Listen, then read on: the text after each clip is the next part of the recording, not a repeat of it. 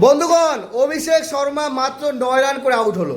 আমরা কি আশা করেছিলাম? অভিষেক শর্মা কমসে কম একটা সেঞ্চুরি করবে বিশ্বকাপে। আজকে গুরুত্বপূর্ণ ম্যাচ, সেমিফাইনালে যদি আমাদেরকে 200+ রান করতে হয় তাহলে ওপেনারকে ভালো করতে হবে। সঞ্জু স্যামসন আজকেও ভালো খেলেছে, জানি না কতক্ষণ খেলবে, কিন্তু অভিষেক শর্মা আউট হলো, আরও একবার ফ্লপ খেলো।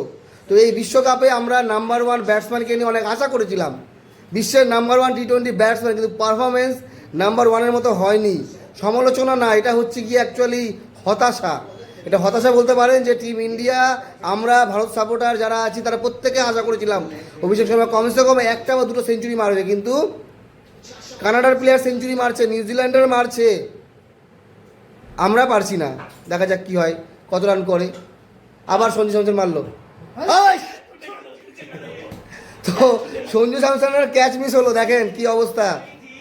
এই ক্যাচ যদি মিস না হতো তাহলে হয়তো এখনই 2 উইকেট গেছিল। যাই হোক, দেখা যাক কি করে।